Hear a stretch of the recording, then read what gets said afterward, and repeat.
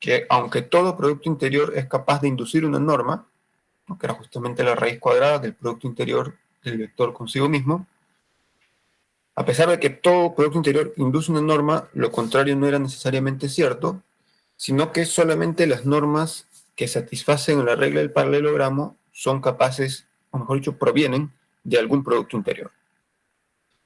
Muy bien, entonces nos podríamos preguntar si estos espacios LPN, con esta norma sub P definida de este modo, proviene esta norma de algún producto interior. O sea, ¿existe algún producto interior del cual este sea la norma inducida? Bueno, para responder esta pregunta vamos a considerar dos elementos, F y G, que son estos de aquí. F va a ser 1, 1, 0, 0, 0, todo el resto. G va a ser 1, menos 1 y ceros todo el resto. Y vamos a ver si con estos elementos se cumple la regla del paralelogramo. Entonces, si calculamos los elementos que aparecen en esta regla del paralelogramo, que eran la norma de F más G, entonces colocamos F más G, es evidentemente la columna 2, 0, 0, 0, 0. Lo ponemos aquí, nos va a quedar 2 a la P más 0, 0, 0, 0. Raíz pésima de eso es 2. Del mismo modo, F menos G sería la columna 0, 2, 0, 0, 0, 0. Y su norma sub P nuevamente va a salir 2. Luego, la norma sub P de F sería 1 a la P, que es 1, más 1 a la P, que también es 1, más 0, 0, 0, 0, o sea, la raíz pésima de 2. Ahí está. Y del mismo modo, ya que en la norma sub P uno calcula utilizando el valor absoluto o módulo en general de los componentes del vector, entonces aquí también va a ser 1 a la P más 1 a la P más 0, 0, etc. Entonces la norma de G también va a ser la raíz pésima de 2. Entonces, si uno calcula ambos lados de la regla del paralelogramo, vamos a calcular primero el lado izquierdo, tendríamos que la norma al cuadrado de F más G más la norma al cuadrado de F menos G, según lo que hemos calculado, sale 8, pero si calculamos dos veces la norma al cuadrado de F más la norma al cuadrado de G, con estos valores que también hemos calculado, nos queda 4 veces 2 elevado a la 2 entre P. Entonces, si uno impone que se cumpla la regla del paralelogramo, o sea que esto sea igual a esto otro, se ve que eso solamente es posible si se cumple esta igualdad, ¿no? Porque 8 igual 4 por 2 a la 2 de la P, se cancela un 4, entonces sobra esto, y esto evidentemente solamente puede cumplirse si P vale 2. Entonces, los espacios LP, todos estos son espacios normados, para cualquier P natural, todos estos son espacios normados, pero el único de ellos, que es espacio euclidiano, es con P igual a 2. Todo el resto no es espacio euclidiano. Entonces, esta es, digamos, la razón por la cual uno considera de modo especial el el L2N, ¿no? Porque solamente el L2N es espacio euclidiano. El resto son normados, pero no son euclidianos, o sea, su norma no proviene absolutamente de ningún producto interior. Bien, si ahora utilizamos, digamos, el espacio C0i, o sea, las funciones complejas de una variable real definidas sobre el intervalo i y que son continuas, y definimos de modo similar la norma sub p como la integral extendida al intervalo i del módulo de f elevado a la p, y tomar luego la raíz pésima, que es este 1 entre p. Esta es exactamente la generalización, digamos, continua de la norma que hemos tomado antes. Uno puede también argumentar que efectivamente solamente cuando P es igual a 2, esta norma proviene de un producto interior. Cuando P es cualquier otra cosa distinta de 2, cualquier otro natural distinto de 2, entonces esto es un espacio normado, pero nuevamente no proviene su norma de ningún producto interior. Muy bien, entonces la idea, lo hemos puesto aquí como ejercicio, pero básicamente este ejercicio ya está resuelto aquí, digamos, en la clase no pensé escribir esto, pero ya está escrito, así que lo he dejado. La idea es simplemente considerar del mismo modo que esto es la versión continua de esta norma de acá, considerar también alguna versión continua de estos elementos que hemos colocado antes, para demostrar con ellos que no se cumple la regla del paralelogramo a menos que P sea 2. Muy bien, entonces, ¿cómo sería la versión continua de f y g, no? Simplemente vamos a decir lo que nos interesaba aquí y lo que era útil para hacer la regla del paralelogramo era que f más g y f menos g sean prácticamente lo mismo y f y g también, ¿no? Entonces, aquí lo que vamos a hacer es un f que sea, por así decir, 1, 1, en el sentido de que dos partes iguales hacia arriba, y el g, que tenía un 1 y menos 1, va a ser la misma parte hacia arriba de f inicial, pero la otra hacia abajo. Bien, por ejemplo, si este triangulito lo identificamos con una función e de x, para x desde a hasta a más b sobre 2, suponiendo que el intervalo i va desde a hasta b, entonces f sería e para ese caso, y e de x menos b menos a sobre 2, para reproducir otra vez el triángulo, pero en esta otra posición, ¿no? Entonces sería e, y e trasladado, eso daría f, y g sería más bien e y menos e en el otro lado, ¿no? Sería básicamente esto de aquí. Entonces, si ustedes toman este par de funciones, calculan f más g, que evidentemente da solamente dos veces el triangulito de la izquierda, o f menos g, que da más bien dos veces el triangulito de la derecha, similarmente a lo que pasaba acá, y calculan la norma, etcétera, van a obtener también una igualdad que solamente podría ser satisfecha si es que p vale 2. Entonces, esto va a quedar de todas maneras como un ejercicio, digamos, poner esto con detalles y tal. Demostrar que solamente cuando P es 2, esta norma proviene de un producto interior. Bien, por lo tanto, lo que podemos concluir es que solamente las funciones que son de cuadrado integrable forman un espacio euclidiano, y es por eso que cuando hacemos, digamos, mecánica cuántica, uno utiliza funciones de cuadrado integrable. No utiliza de otro tipo de funciones, porque el cuadrado integrable es el único que tiene asociado un producto interior. Y el producto interior es necesario para poder hablar de interferencia y de otros fenómenos ondulatorios, ¿no? Muy bien, entonces esa es la razón. Ahora, lo que quisiéramos hacer es comenzar a hablar del procedimiento de Gram-Schmidt. Probablemente ya lo hayan visto, pero vamos de todas maneras a repasarlo. Entonces, el procedimiento de Gram-Schmidt es básicamente un teorema, y bueno, es el teorema, digamos, de Gram-Schmidt, por así decir, y el procedimiento es el algoritmo que se usa en la demostración del teorema, ¿no? Entonces vamos a hacerlo. El teorema afirma que, dado un espacio euclidiano, y recordamos que estamos asumiendo ya, desde que introdujimos producto interior, que el cuerpo es el de los complejos, entonces cuando no aparece qué cuerpo es, se asume que es el de los complejos. Dado el espacio euclidiano E, cualquiera que sea, y dado un subconjunto S contable, o sea, contable significa que yo puedo contar los elementos que tiene, o sea, puedo escribir un isomorfismo desde los naturales hasta el conjunto S, o desde un subconjunto de los naturales hasta el conjunto S. Entonces, dado este subconjunto contable, existe un sistema ortonormal, T, o sea, un conjunto de vectores o de elementos D que son ortonormales entre sí, tal que el span de T es igual al span de S.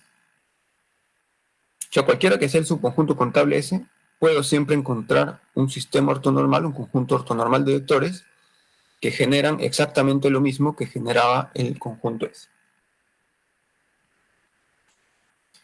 Bien, este teorema, digamos, se aplica de modo especial cuando uno quiere encontrar una base ortonormal, ¿no? Porque si uno tiene un subconjunto que es generador simplemente, un subconjunto S que es generador, o sea que su span es todo E, y quisiera sacar de ahí una base ortonormal, justamente lo que uno hace es aplicar el procedimiento de Gram-Schmidt, que garantiza eso, ¿no? Que voy a sacar un sistema ortonormal, pero que genera exactamente lo mismo. De modo que si el span de S era todo E, si S era base, entonces el span de T también va a ser todo E, por lo tanto T también va a ser base. Bien, entonces en la demostración vamos a hacer lo siguiente. Como la hipótesis del teorema es que el conjunto S es contable, podemos, sin ningún tipo de pérdida de generalidad ni nada por el estilo, decir que S contiene los elementos F1, F2, F3 y así en adelante, precisamente porque siendo contable podemos contar y decir este es el 1, este es el 2, este es el 3 y así. Entonces este va a ser el conjunto S. Y puede ocurrir en general, desde luego, que el conjunto S sea linealmente dependiente, pero a partir de él se puede construir un conjunto S sub 0 contenido en él que sí sea linealmente independiente, de modo que genere de todas maneras lo mismo que generaba el conjunto S. Bien, y básicamente el procedimiento consiste en sacar de S todo aquello que hacía que fuera LD, ¿no? Y dejar solamente aquello que podría ser LI. Entonces, para formalizar esta idea, vamos a decir el procedimiento es el siguiente. Si F1 fuera 0, lo sacamos porque todos los conjuntos que tienen al elemento 0, que 0 es el neutro aditivo, todos los conjuntos que tienen al neutro aditivo son automáticamente LD. Entonces, si F1 fuera 0, lo sacamos. Pero si F1 es distinto de 0, entonces vamos a poner ese F1 dentro del conjunto S sub 0 que estamos construyendo, de tal modo que sea LI. Entonces agarramos F1, o en todo caso, el primero de los elementos de S que sea distinto de 0, lo agarramos y lo ponemos dentro de S sub 0. Bien. Entonces a este le vamos a llamar elemento G1. Luego pasamos al siguiente elemento. Digamos que F1 era distinto de 0, ya lo pusimos en S sub 0 y lo renombramos como G1. Ahora pasamos a F2 y decimos, F1 junto a F2 son LI o son LD. Si son LD, entonces a F2 lo dejamos, no lo tomamos, pero si son LI, entonces F2 también pasa a ser parte de S sub 0 y le llamamos G sub 2. ¿No? Entonces eso es lo que hemos puesto acá. Inductivamente continuamos con F sub K. Si es 0 o LD con los anteriores, no lo ponemos en S sub 0, pero caso contrario, o sea, si es LI con los anteriores, lo ponemos en S sub 0. Bien, entonces así recorriendo uno por uno todos los elementos del conjunto S, vamos a sacar solamente aquellos que permiten que sea LI. Y con todos estos que son ya LI por construcción, tendremos el conjunto S sub 0, que también por construcción evidentemente será contable, y además también por construcción es tal que genera lo mismo que S. ¿Por qué? Porque si en S0 hemos quitado simplemente todos los que eran LD con el resto, precisamente por ser LD, esos podrían ser generados por los elementos que ya están en S sub 0. ¿No? O sea, en S no hay absolutamente nada que no pueda ser generado por S sub 0. Por lo tanto, el span de ambos conjuntos es igual. Bien, entonces, este pequeño procedimiento lo hemos colocado para decir, no tenemos por qué exigir que S sea LD, sea LI, perdón. Porque si es LD, de todas maneras podemos extraer de S un conjunto S sub 0 contable que sea LI y que tiene el mismo span que el que tenía S.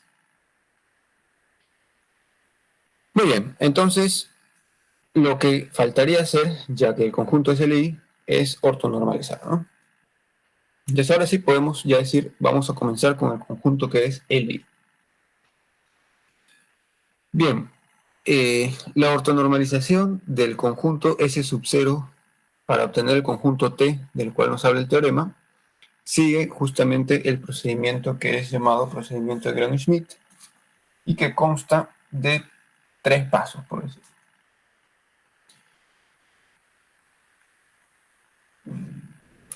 El primer paso consiste en tomar un elemento del conjunto S sub 0, digamos, típicamente uno toma el que escribió primero, el G1, pero desde luego uno puede escoger cualquiera. Pero vamos a comenzar, digamos, suponiendo que hemos establecido un orden, vamos a decir, vamos a tomar el primer elemento de S sub 0, necesariamente G1 es diferente de 0 por el simple hecho de ya estar en S sub 0 y S sub 0 ser LI.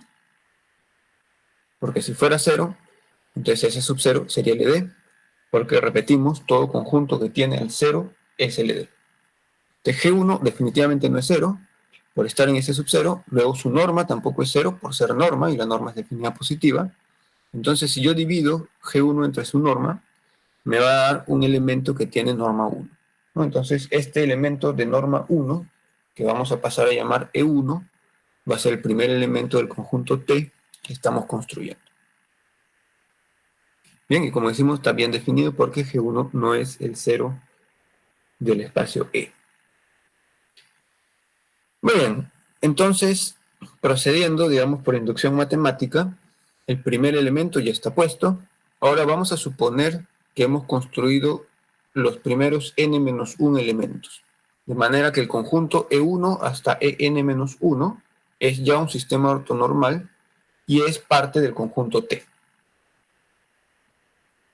Entonces, este sería, digamos, la base inductiva, esta es la hipótesis inductiva, hasta n-1 lo hicimos, ahora hay que dar el paso inductivo que consiste en probar a partir de lo anterior, de la hipótesis, el enésimo paso, ¿no?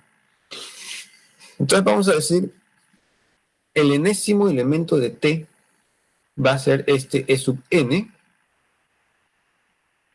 que es el elemento G sub n, que es el enésimo elemento del conjunto S sub 0, pero como queremos que sea ortogonal a todos los anteriores, le vamos a retirar la proyección de este elemento sobre todos los elementos que ya están en T.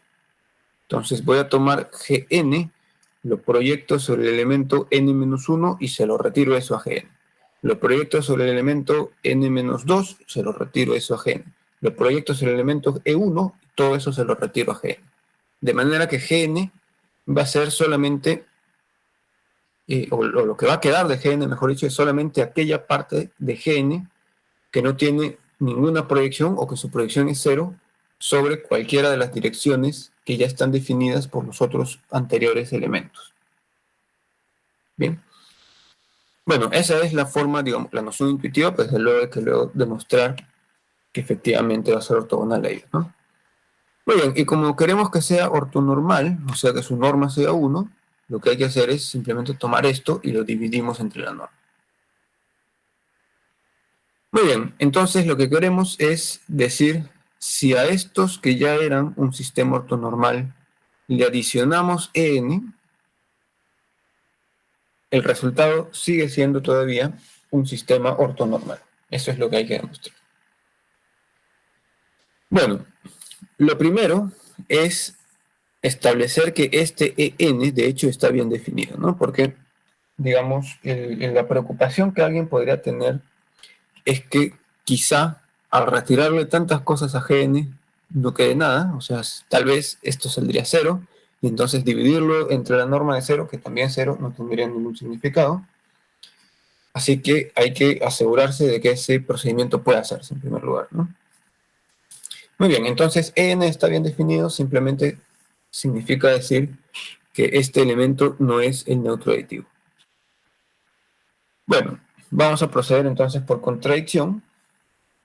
Si lo fuera, si esto fuera el vector 0, o sea, Gn sería igual a la suma de estas proyecciones, pero si eso fuera cierto, entonces Gn sería LD con En-1, En-2 hasta E1, pero como En-1, N-2 hasta E1 han sido todos construidos como combinaciones lineales desde G1 hasta Gn-1, si uno escribe En-1 como la combinación lineal de G1 hasta Gn-1, a la cual es igual, y todo lo mismo con todo el resto, entonces tendría Gn expresado como combinación lineal de Gn-1, Gn-2 hasta G1, por lo tanto sería LD con este conjunto de vectores anteriores. Pero eso desde luego es una contradicción, porque G1 hasta Gn es un subconjunto de S sub 0, y ese sub 0 ya era Li. Entonces todo subconjunto de un conjunto Li es necesariamente Li, por lo tanto, obtener como resultado que un subconjunto es LD es una contradicción.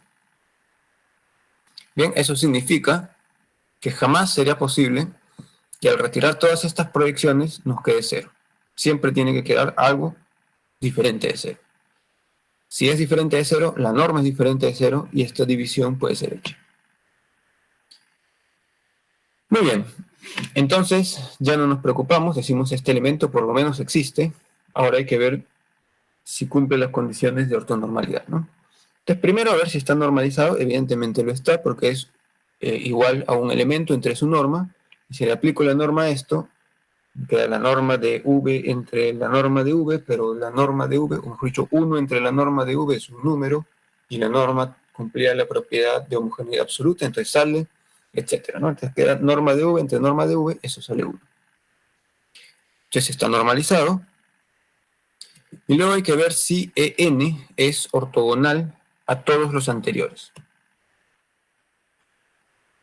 Bien, para ello simplemente hay que recordar que el concepto de ortogonalidad depende de cuál es el producto interior, ¿no? Es decir, dos elementos pueden ser ortogonales en relación a un dado producto interior, pero pueden no ser ortogonales en relación a otro producto interior, ¿no? Entonces, en este caso, obviamente, ya que estamos en un espacio euclidiano, y el espacio euclidiano ya tiene un producto interior definido en él, que no se puede cambiar porque ya es parte de la estructura. Evidentemente, la noción de ortogonalidad a la que nos referimos es en relación a ese producto interior que forma parte de la estructura del espacio euclidiano. Muy bien, entonces lo que tenemos que hacer es tomar el producto interior de EN con cualquiera de los anteriores E sub I, para I desde 1 hasta N-1, y ver si sale 0. Si sale 0 es porque son ortogonales o perpendiculares, y si sale algo distinto de 0 es porque no son ortogonales. Muy bien, entonces vamos a llamar así norma de V solo para no escribir esto.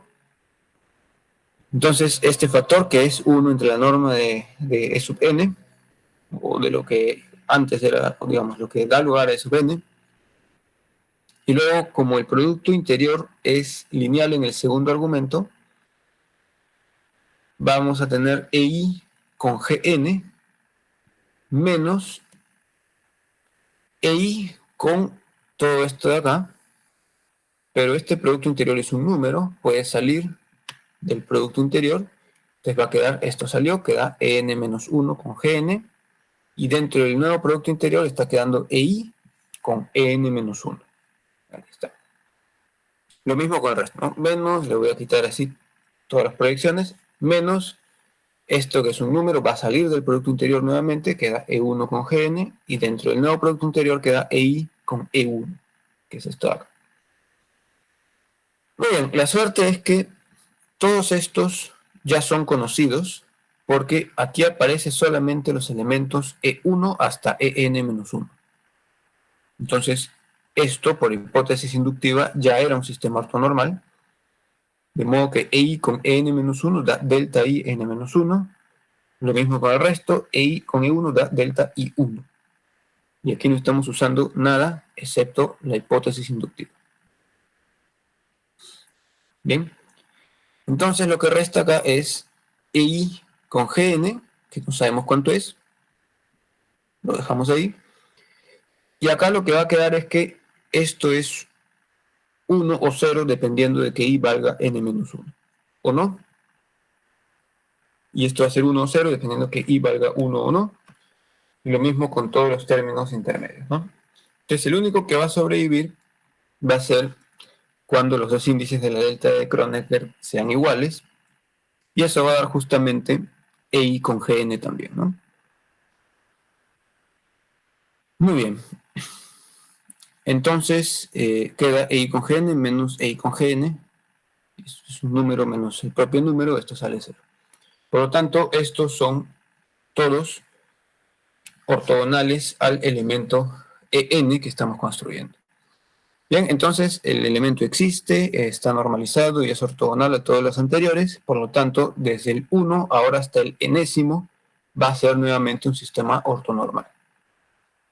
Bien, entonces por el principio de inducción matemática, el primer término se establece, hay una hipótesis, se demuestra el siguiente paso.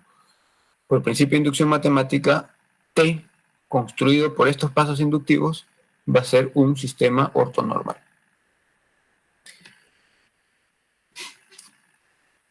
Bien, ahora ustedes recordarán que cuando nosotros hablamos de la noción de ser LI o ser LD, dijimos que aun cuando el conjunto sobre el cual nos hacemos la pregunta de si es LI o LD, aun cuando el conjunto fuera infinito, si uno quiere averiguar si un dado conjunto es LI, lo que tiene que hacer es preguntarse si un subconjunto finito de ese conjunto es LI.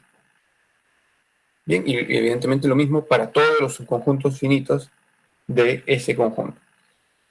Entonces T, en principio, es un conjunto infinito. Lo único que podemos asegurar es que es numerable, porque ese cero es numerable. Pero en principio puede ser infinito. Entonces, si queremos saber si T es LI, lo que basta es recurrir a todos los subconjuntos finitos de T para ver si es LI, ¿no? Y efectivamente lo es, porque todos los subconjuntos finitos pues tienen un número finito de elementos, entonces llegan hasta un cierto EN, y ya hemos demostrado en una inducción que desde E1 hasta EN son ortogonales, y cualquier conjunto ortogonal de vectores que no contenga el cero es inmediatamente un conjunto LI. Muy bien. Luego, lo que faltaría decir es que estos E1 hasta EN han sido construidos solamente usando G1 hasta Gn, de manera que cualquier combinación lineal desde G1 hasta Gn puede ser otra vez reproducida por E1 hasta En, porque E1 hasta N son combinaciones lineales de G1 hasta Gn. Por lo tanto, el span de este conjunto es igual al span de este otro, y como el span está nuevamente definido para los conjuntos finitos, entonces podemos extender esto al span de T, que por lo tanto será igual al span de S sub 0, y el span de S sub 0, recordamos, era el span de S. Entonces eso termina de demostrar el teorema, ¿no? Cualquiera que haya sido el conjunto S, siempre y cuando sea contable, lo que se hace es, primero, convertirlo en un conjunto LI, S sub 0, y al conjunto LI, S sub 0, le aplicamos el procedimiento de Gram-Schmidt, ¿no? Y obtenemos T. Ahora, ¿por qué sería necesario hacer primero el paso a S sub 0? ¿Acaso no podríamos aplicar Gram-Schmidt directamente a S? La respuesta es no, porque justamente en la parte A hemos utilizado que los G o los G1 hasta Gn son LI. Y eso era necesario para demostrar que este vector estaba bien definido, o sea que el Gn menos las proyecciones nunca daba 0. Si utilizáramos procedimiento de Gram-Schmidt directamente sobre el conjunto S, que podría ser LD, podría darse el caso, y si es LD se daría el caso en algún momento, que el vector salga 0, entonces tendríamos 0 entre la norma de 0, eso no tiene ningún significado, entonces nos tropezaríamos con una piedra, pues, digamos, insuperable, no se podría avanzar. Entonces es estrictamente necesario, en primerísimo lugar, dado un conjunto, convertirlo en LI o averiguar primero si es LI. Si resulta que ya es LI, entonces le aplicamos Gram-Schmidt, pero si resulta que es LD, lo primero que hay que hacer es convertirlo en un conjunto LI. Bien, ese es, digamos, el cuidado que hay que tener, ¿no? Bien. Bueno, en particular es bastante evidente que si el conjunto S es finito, entonces evidentemente S sub 0 es un subconjunto de S. Si S es finito, S sub 0 también va a ser finito. Y T tiene tantos elementos cuanto S sub 0, entonces T también sería finito. Por lo tanto, esto digamos que demuestra que todos los espacios euclidianos de dimensión finita tienen una base ortonormal. ¿Por qué? Porque si tenemos un espacio de dimensión finita, entonces podemos tomar como S cualquier base de él, cualquier base, le aplicamos Gram-Schmidt y vamos a tener una base ortonormal que también es de... Bien, ahora, el hecho de que todos los espacios euclidianos de dimensión finita tengan base ortonormal no significa que este resultado se pueda extender de manera trivial a dimensión infinita. De hecho, no es trivial, pero el resultado aún vale para una cierta clase de espacios de dimensión infinita, que son los espacios de Hilbert separables. Bueno, sobre los espacios de Hilbert no vamos a entrar en demasiados detalles, básicamente porque requieren todo un estudio. Y lo que queremos decir con separables en este caso es justamente el hecho de que tienen bases contables. Porque hay espacios de Hilbert cuya base no es contable. O sea, por ejemplo, un caso, digamos, que yo siempre coloco como ejemplo es R como espacio vectorial sobre R es de dimensión 1, pero R como espacio vectorial sobre Q racionales es de dimensión infinita. Pero no solo es de dimensión infinita, sino que la base, aunque no se conoce cuál es la base, pero existe una base, uno puede demostrar que existe una base, y además puede demostrar que esa base es no contable. Entonces, no es, digamos, que siempre todos los espacios vectoriales tengan bases contables, ¿no? No es cierto. Hay muchos que no lo tienen, incluso este caso que es aparentemente trivial de R sobre Q, no se conoce cuál es la base, no se sabe mucho de esta, pero lo que se sabe, es, porque se puede demostrar, es que existe una base y que la base es no contable. Entonces, el resultado no se extiende de manera trivial a dimensión infinita, pero hay una clase especial de espacios vectoriales, de espacios euclidianos, que son los espacios de Hilbert separables, en los cuales sigue siendo esto todavía válido. Entonces, espacios de Hilbert separables son aquellos que admiten bases ortonormales contables. ¿Sí? Y en general pueden tener dimensión infinita. Y esos son, digamos, mayoritariamente el tipo de espacios que se utilizan en la mecánica cuántica, ¿no? Uno puede, en principio, utilizar espacios no separables en mecánica cuántica si, en principio, aparecen, digamos, en ciertos sistemas, pero son complicados y, en fin, no hay tampoco una teoría totalmente desarrollada al respecto, ¿no? Lo estándar es hacer mecánica cuántica sobre espacios de Hilbert separables. Lo cual, esto es quinto ciclo, probablemente ustedes ya hayan visto algo de física moderna, entonces no sé si ustedes quizá hayan tocado el oscilador armónico, por ejemplo, o la toma de hidrógeno, no sé. Entonces ustedes recordarán, o en todo caso de sus clases pues de, no sé, el colegio o donde sea, recordarán que el átomo de hidrógeno, por ejemplo, tiene ciertas líneas espectrales, ¿no?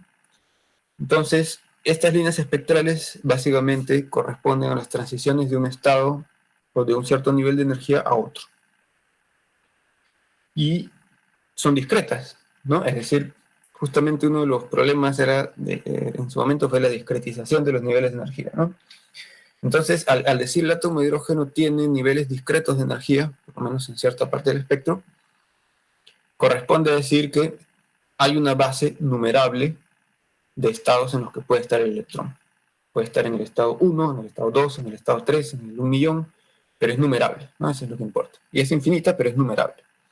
Entonces, por eso es que uno dice, bueno, si es numerable, entonces no hay ningún problema, yo puedo utilizar un espacio de Hilbert que es separable, asumiendo que tiene una base numerable, porque el experimento me dice, bueno, hay una cantidad numerable de estados en los cuales puede encontrarse el electrón.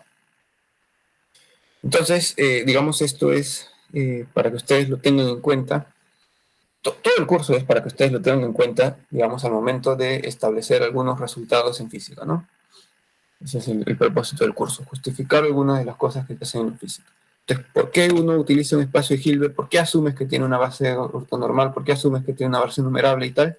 Bueno, esta es la razón, ¿no?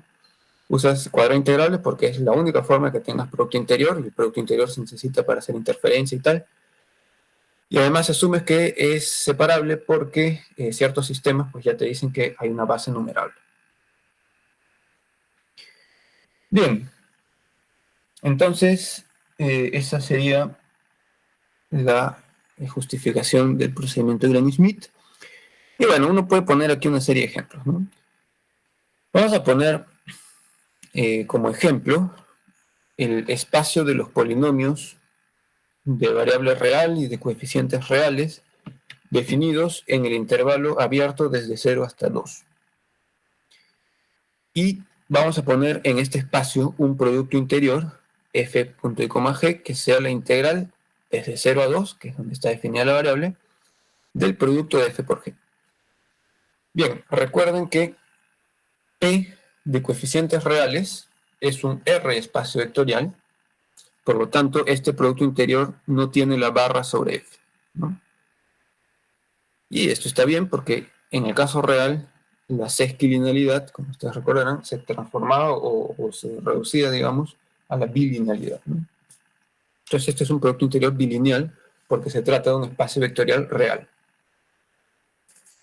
Bien, queremos encontrar entonces una base ortonormal para un subespacio de P, que es el generado por los elementos f y g, en que f es el polinomio que a la variable x le asigna x, y g es el polinomio que a la variable x le asigna x al cuadrado. Bueno, evidentemente f y g son LI, por lo tanto, podríamos decir este ya es el conjunto S sub 0, ¿no? Porque ya son LI.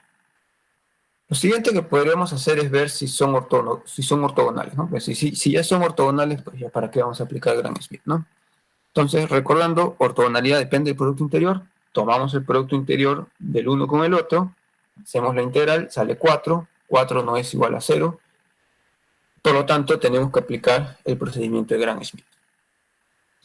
Bueno, elegimos entonces cualquiera de estos elementos, vamos a elegir f como si fuera el primer elemento, y tomamos E1 como f entre su norma. Entonces sería f de x es x entre la norma de f, que es la raíz cuadrada del producto interior de f consigo mismo. Y esta integral va a salir raíz cuadrada de 8 tercios, entonces, como está en el denominador, va a salir raíz cuadrada de 3 octavos por x. Este sería el elemento E1.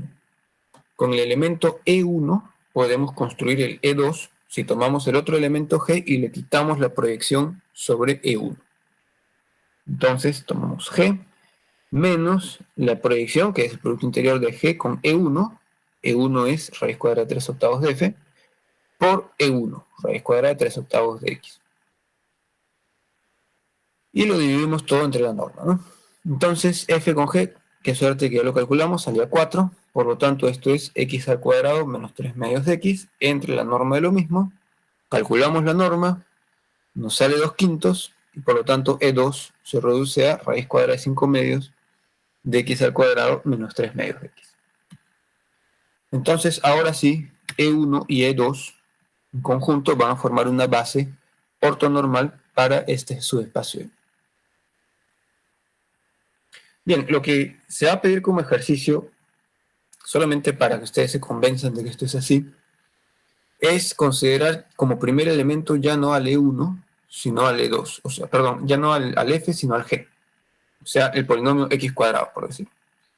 Si empiezan con este, luego tienen que decir, voy a tomar F y restarle las proyecciones sobre E1, etc. Va a encontrar el otro E2. Y lo que ustedes van a ver es que este nuevo E1, E2 es diferente del anterior E1, E2 que hemos calculado aquí, ¿no? Y esto solamente para que ustedes vean, digamos, explícitamente que el sistema ortonormal o la base ortonormal que uno obtiene depende del orden en que se toman los elementos del conjunto S. Bien, entonces por lo general, si digamos uno les pide encuentre una base ortonormal a partir de tal conjunto, ustedes son libres de elegir el orden que les parezca más fácil, ¿no? Porque recordando que en los conjuntos no existe orden, no existe un primer elemento, un segundo, etc. Uno elige cualquiera que le parezca el más conveniente o el más fácil de calcular y a partir de ahí comienza, ¿no? Bien. Bueno, entonces, no sé si hay preguntas hasta aquí, jóvenes.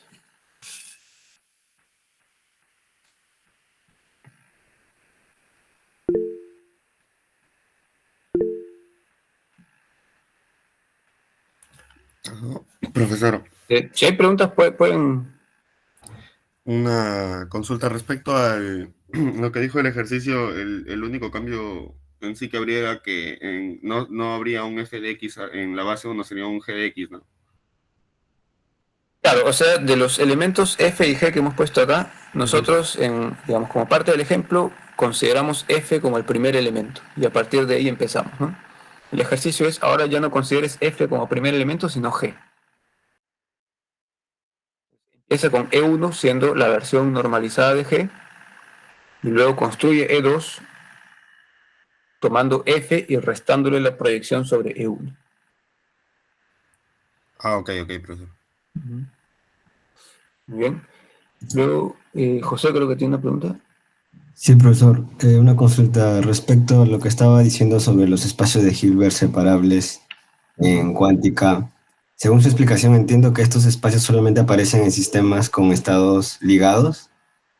¿O me estoy... Eh, sí, no. Aparecen en otros sistemas también. Lo que pasa es que la demostración ya no es trivial, o sea, ya no es algo que uno pueda, digamos, sacar tan fácilmente de la experiencia. De todas maneras, hay otros sistemas que sí requieren espacios que son no separables, ¿no? Digamos, el ejemplo típico es en la cadena infinita de spines. O sea, si tú tienes spin, por ejemplo, una cadena infinita de electrones, una cadena unidimensional. Entonces, el electrón tiene spin en medio, por lo tanto tiene, digamos, spin hacia arriba o spin hacia abajo, según alguna dirección predeterminada por un campo magnético, por decirlo, lo que sea. Entonces, el espacio de Hilbert en que describes uno de estos electrones con posición fija sería C2, ¿no? Porque solamente hay dos estados, hacia arriba o hacia abajo. El problema es que si tú tienes una cadena infinita de estos spines, tienes que tomar el producto tensorial infinito de todos estos espacios de Hilbert. O sea, C2, producto tensorial C2, producto tensorial C2, hasta el infinito para tener toda la cadena de spines. Y el problema es que, a pesar de que los espacios de Hilbert sean de dimensión finita o que sean separables, si tú tomas un producto tensorial infinito, eso en general es no separable. Y en el caso, por ejemplo, de la cadena infinita de spines, de hecho es no separable. Entonces ahí uno tiene problemas, porque los espacios de Hilbert no separables hay una serie de cosas que no permiten hacer, ¿no? No permiten, por ejemplo, construir representaciones continuas de ciertos operadores, y ahí, por ejemplo, el problema de cómo defino el impulso si no hay una representación continua de las traslaciones o cosas así, ¿no? O sea, hay dificultades grandes cuando uno tiene sistemas que se tienen que describir en espacios de Hilbert no separables. Ahora, digamos, históricamente hablando, la mecánica matricial de Heisenberg se ha descrito en el espacio L minúscula 2 naturales, que vimos la clase anterior. No, creo que no lo vimos. Nosotros vimos L2N simplemente, ¿no?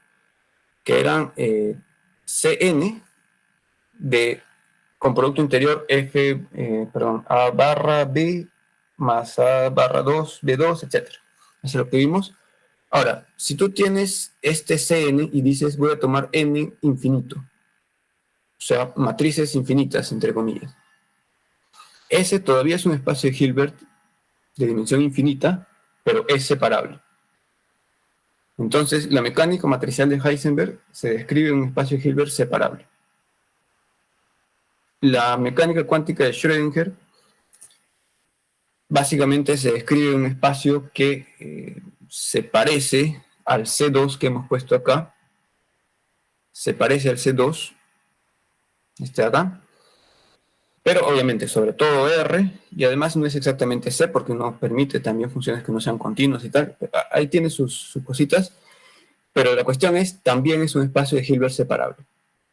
Entonces, de hecho, cuando se hizo por primera vez la axiomatización de la cuántica, quien hizo esto fue von Neumann. Von Neumann justamente porque en su momento había este problema, ¿no? ¿Será que la mecánica de Heisenberg es matricial y la mecánica de Schrödinger, que tiene como base las ecuaciones diferenciales, se parecen en algo? ¿Son teorías que compiten una con la otra o son la misma teoría en el fondo? ¿Cómo es que son, no? ¿Cuál es realmente la teoría?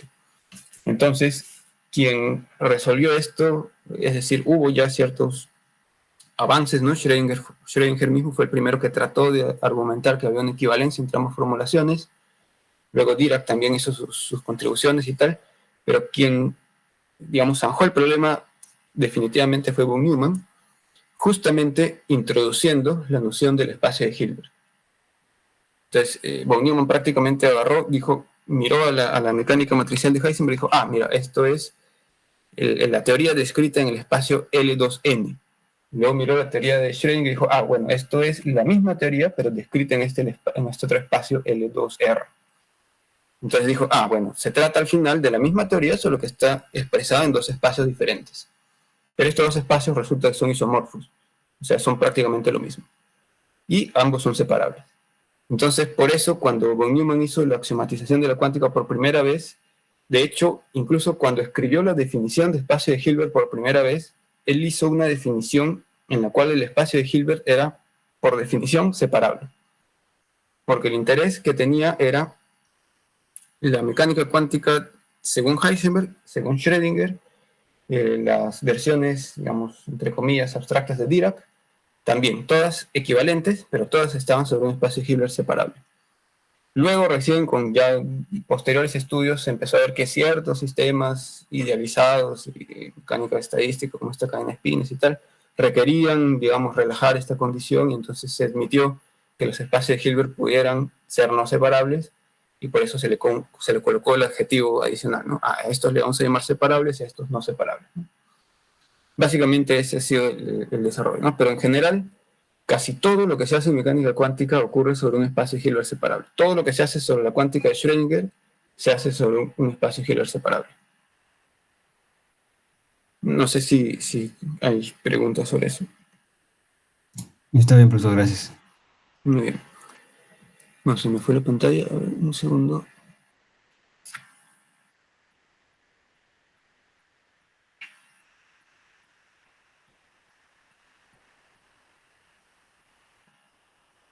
Bien. Entonces, digamos, esto lo pusimos también para que ustedes tengan un cierto descanso, ¿no? O sea, cuando hagan cuántica y vean el espacio de Hilbert, no estén preguntándose, uy, ¿será que tiene base ortonormal? ¿Será que es contable?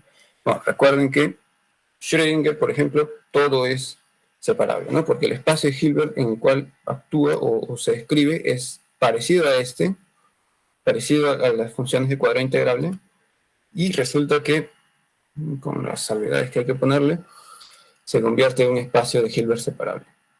Sí tienen bases ortonormales contables.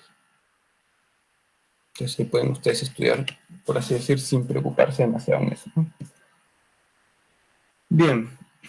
El siguiente punto que queremos discutir corresponde a los subespacios ortogonales y la proyección ortogonal.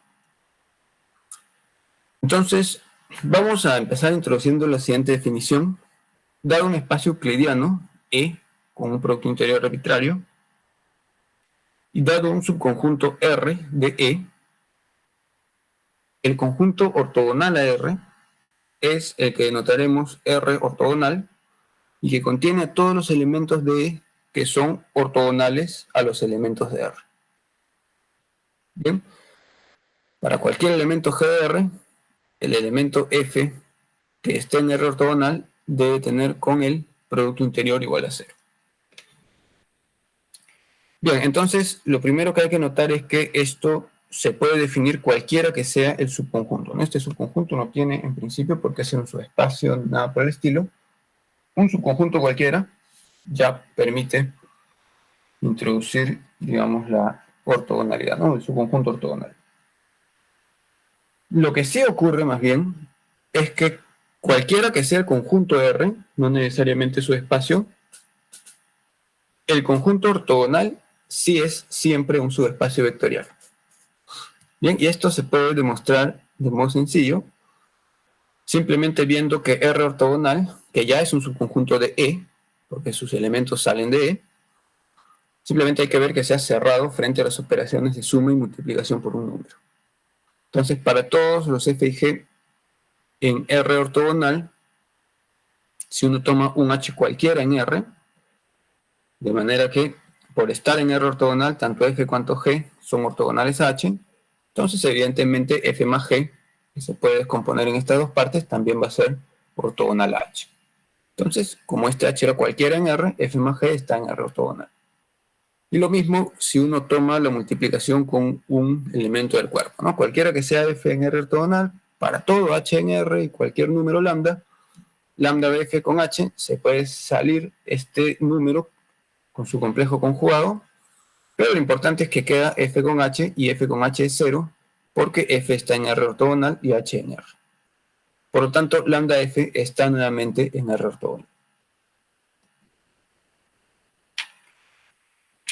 Bien, otra cosa es que cualquiera que sea R, nuevamente, no necesariamente un subespacio, el R está contenido dentro del ortogonal de R ortogonal, que vamos a denotar simplemente como R ortogonal ortogonal, o R biortogonal o doble ortogonal.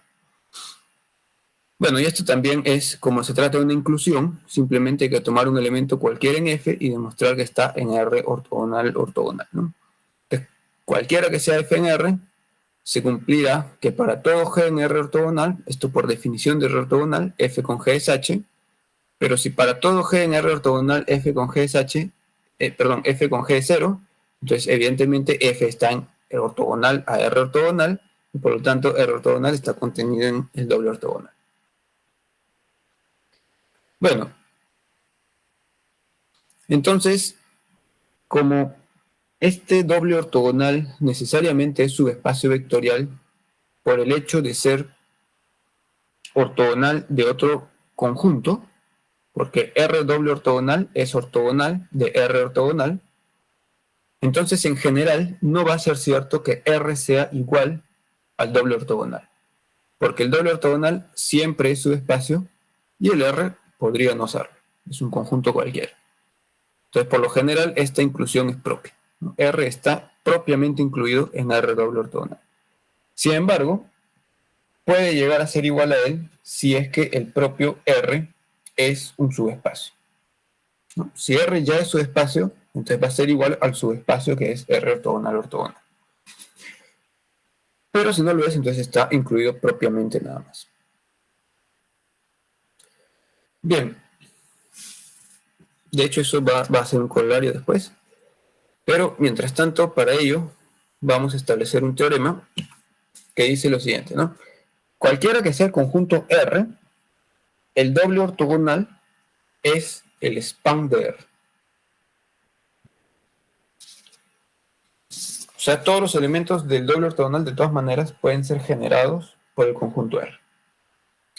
Bien, esto se puede demostrar utilizando el teorema en el cual aparece el procedimiento de Gram-Schmidt. Bien, porque este teorema asegura que existe un sistema ortonormal T cuyo span es igual al span de R. R es un conjunto cualquiera, LI o LD, no importa, pero cualquiera que sea, existe T, sistema ortonormal, cuyo span es igual al span de R.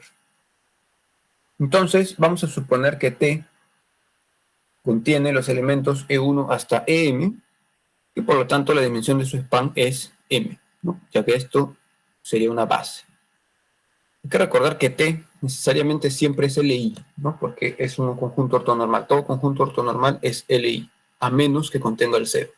El 0 nunca es elemento de T. Bien, entonces, si es LI, evidentemente es base de su propio span, de modo que la dimensión de su span es cuántos elementos tiene T, o sea, M. Bueno, como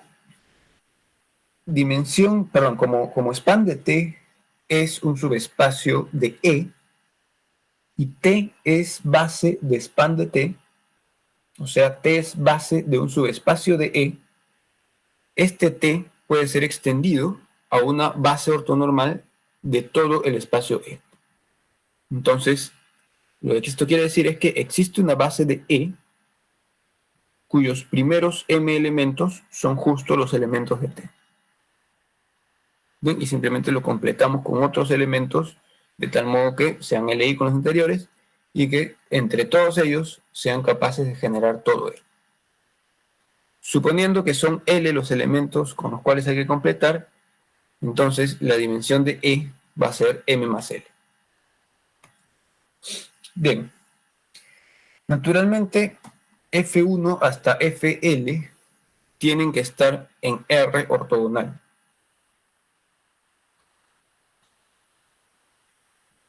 Pero lo que no necesariamente va a ocurrir, de hecho no ocurre, es que E1 hasta EM estén en R ortogonal. Bien, porque R es parte del span de T, lo que significa que cualquiera que sea el F en R, van a existir constantes, de manera que F se pueda poner como combinación lineal de esos elementos que completan a la base de E. Entonces, como R ortogonal es un subespacio, tendrá que ser necesariamente esta parte que complementaba la anterior, o sea, el span de los elementos que complementaban a la primera base, y por default, o sea, porque ya no queda otra cosa, similarmente, R doble ortogonal tiene que ser el span de los primeros, ¿no? E1 hasta E.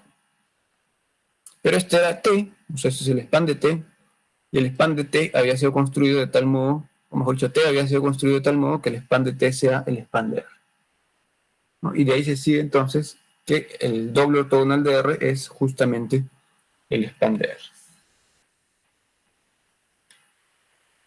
Muy bien, entonces, recapitulando, R es conjunto cualquiera, no necesariamente es su espacio, pero siempre está incluido dentro del doble ortogonal, y además la inclusión es de tal modo que el span de R es igual al doble ortogonal. Bueno, entonces esto sí ya nos permite establecer como corolario que no solamente si su espacio entonces es igual al doble ortogonal, sino lo contrario también es cierto, ¿no? Si M es igual al doble ortogonal, entonces M es necesariamente un subespacio. Muy bien. Bueno, otro corolario que sigue no necesariamente del teorema, sino de la demostración del teorema, o sea, el hecho de completar las bases, es que la dimensión de M ortogonal es igual a la dimensión de E menos la dimensión de M, ¿no? Esto porque el F1 está FL, que era lo que completaba a T, es base de R ortogonal, y esto es base de R, ¿no? Entonces sería base de R más base de R ortogonal da la base del espacio completo, o sea, la suma de las dimensiones de M y de M ortogonal tiene que dar la dimensión del espacio completo, ¿no? Ese es, digamos, el origen o la génesis de este corolario. Bueno, estos espacios son importantes a la luz del siguiente teorema, ¿no? Dado un espacio euclidiano cualquiera y un subespacio, ahora sí ya vamos a restringirnos a los subespacios, a los cuales les vamos a llamar M en general. Dado un subespacio M, cualquiera que sea el elemento de F de E, perdón, van a existir F' y F segunda, F' en M y F segunda en el complemento ortogonal, M ortogonal, tal es que F es la suma de ambos. Esto además, de modo especialmente importante, es una descomposición única, es decir, no es que haya varios F' o varios F segunda que pueda usar, no, de hecho, para cada F hay un solo F' y un solo F segunda, pero siempre los hay, de tal modo que F es la suma de ambos. O sea, todo elemento de E se puede descomponer en dos pedazos, uno que está en M y otro que está ortogonal a E. Bueno, la demostración va en dos partes, primero la existencia y luego la unicidad. Entonces vamos a poner sea E1 hasta EM, una base ortonormal de M. Vamos a tomar como F', esto digamos es intuitivo, es decir, cómo se le ocurre a uno escribir esto, bueno, es casi obvio, es decir, si yo quiero la parte de F que está en M, pues proyecto sobre M, ¿no? Entonces voy a tomar la proyección sobre todos los vectores que conforman una base de M. Entonces tomo F, proyecto sobre EI, que es elemento de la base de M, luego proyecto sobre el otro, que también es elemento de la base de M, y proyecto sobre todos los elementos de la base de M, sumo, eso está en M, porque M es subespacio, a esto le voy a llamar F'. Y F segunda le voy a llamar a la resta, F menos F'. O sea, toma F y le quito aquello que está en M. Muy bien, entonces hay que demostrar esto que es intuitivo, Pues simplemente hemos tomado esto porque nos parece que podría funcionar, ahora hay que demostrar que en verdad funciona. Entonces vamos a empezar demostrando que f segunda está en M ortogonal. Obviamente no hay que demostrar que f' esté en M porque es combinación lineal de una base de M. Entonces necesariamente está en M por construcción. Pero hay que demostrar, eso sí, que f segunda está en M ortogonal. Muy bien. Para demostrar que está en M ortogonal, lo que tenemos que hacer es tomar un elemento cualquiera de M y demostrar que es perpendicular u ortogonal, según el producto interior, a E. Entonces, todo H de M, o para todo H de M, el producto interior de F segunda con H es el producto interior de F menos F', que es la definición de F segunda, con H. Pero H se puede escribir por la descomposición de Fourier que vimos en la última clase, como combinación lineal de los elementos de la base de M en que los coeficientes vienen dados por los productos interiores. Esta es la descomposición de Fourier de H en tanto que es elemento de M y M tiene esta base ortonormal. Entonces es combinación lineal de 1 hasta M de EJ, H, EJ. Muy bien, entonces estos son números, el producto interior es lineal en el segundo argumento, todo esto puede salir, estos números también van a salir y va a quedar producto interior de F menos F' con EJ. Eso se puede dividir en dos partes porque en el primer argumento es antilineal, entonces queda la suma de EJ con H, de F con EJ menos F' con EJ. Muy bien, aquí reescribimos, los coeficientes quedan tales cuales, F con EJ queda también como está, y F' vamos a sustituirlo por la definición que tiene. Nosotros tomamos este F'. Entonces vamos a agarrar este F', lo ponemos donde aparece, y entonces esto de acá, que son números otra vez, pueden salir del producto interior, va a quedar solamente EI con EJ. Pero EI con EJ es delta IJ porque hemos tomado una base ortonormal de M. Entonces la suma de F con EI delta IJ es F con EJ, cancela con el anterior que también era F con EJ y sale 0. Por lo tanto, esta F segunda realmente está en M ortogonal. Y eso significa que la descomposición por lo menos existe. Porque F segunda está en M ortogonal, tal como lo vamos a demostrar. F' está en M, por definición, es combinación lineal de los elementos de la base de M. Y F es la suma de esos dos. O sea, F es suma de un elemento de M más un elemento de M ortogonal. Entonces, la descomposición existe. Lo que hay que ver ahora es si se trata de una descomposición única, y efectivamente se trata, ¿no? Entonces, como siempre, queremos demostrar unicidad, hay que suponer que no lo es, y demostrar que en realidad ambas dos posibilidades que se colocan en realidad eran la misma, ¿no? Entonces vamos a suponer que hay dos posibles descomposiciones de F con partes en M y M ortogonal, y les vamos a llamar F1' en M más F1 segunda en M ortogonal, y también F2' en M y F2 segunda en M ortogonal.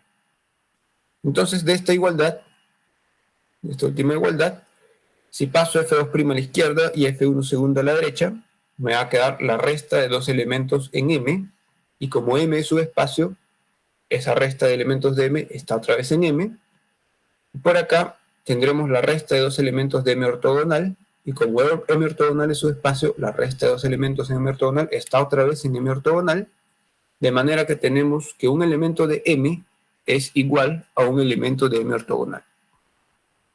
Bueno, aquí hay que utilizar un resultado que quizá no sea tan obvio, en todo caso quedaría como ejercicio, que si un elemento está simultáneamente en M y en M ortogonal, entonces se trata del elemento 0, el neutrality.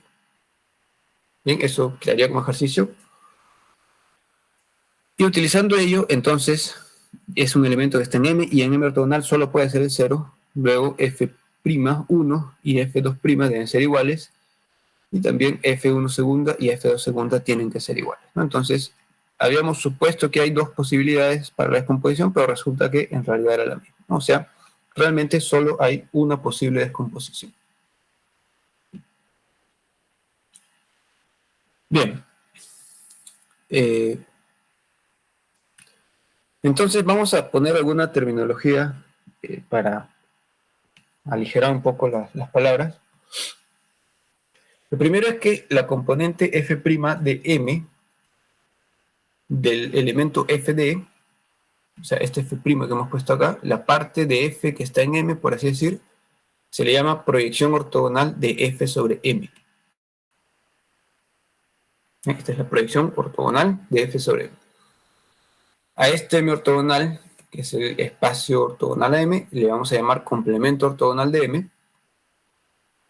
Y gracias a este teorema y la descomposición única que existe, vamos a decir que E es suma ortogonal de M y M ortogonal. Y lo denotamos con este símbolo. E igual a M, esta es una cruz con un círculo alrededor, M ortogonal. ¿Por qué? Porque todos los elementos de E se pueden descomponer unívocamente en un pedazo en M más un pedazo en M ortogonal. Bien, entonces esta es la suma ortogonal. No, digamos, como comentario, porque quizá ustedes han visto este símbolo y le han llamado suma directa. Entonces, en cierto sentido, es una suma directa, en cierto sentido, no exactamente, pero lo que pasa es que, digamos, para bien o para mal, se les denota a ambos con el mismo símbolo, ¿no? Esta es la suma ortogonal, definida de este modo, por la descomposición de los elementos. La suma directa la vamos a ver dentro de un rato. Bien, bueno, entonces, ya que existe esta noción de proyección ortogonal de f sobre un subespacio, vamos a definir justamente al operador que efectúa esta proyección, ¿no? Que toma el elemento de f y nos devuelve su proyección ortogonal sobre un subespacio dado. Entonces vamos a decir lo siguiente. Dado un espacio euclidiano, dado un subespacio vectorial M de E, el mapa que vamos a denotar E sub M, que toma los elementos de E y linealmente, está la tilde sobre la flecha, linealmente devuelve la proyección sobre M, o sea, al F le asignamos M de F, definido como el F' del teorema. A este operador le llamamos operador de proyección ortogonal sobre M. Bien. Entonces, este operador puede adoptar una forma, digamos, explícita o concreta si uno tiene en cuenta la expresión que tenía f' que colocamos en esta demostración.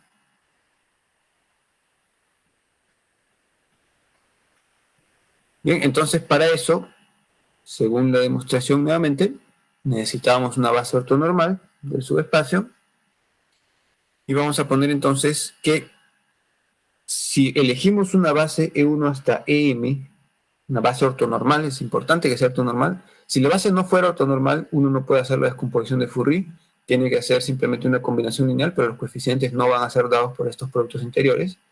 Entonces, esta descomposición de Fourier solamente es así, con estos coeficientes siendo iguales a los productos interiores, si la base es ortonormal.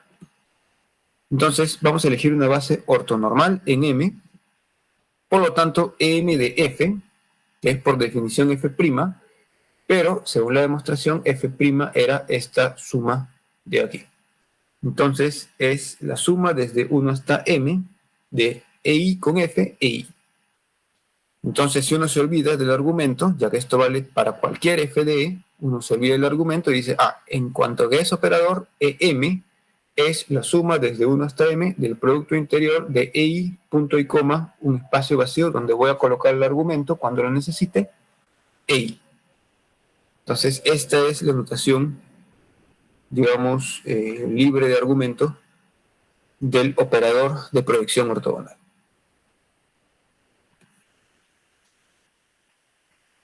Ahora, naturalmente, uno puede también introducir un operador en el complemento ortogonal, ¿no? De proyección sobre el complemento ortogonal, simplemente diciendo, tal como aquí definí que EM de F sea F', pues ahora voy a definir que EM de F sea F segunda, que es la parte de F que está en M ortogonal.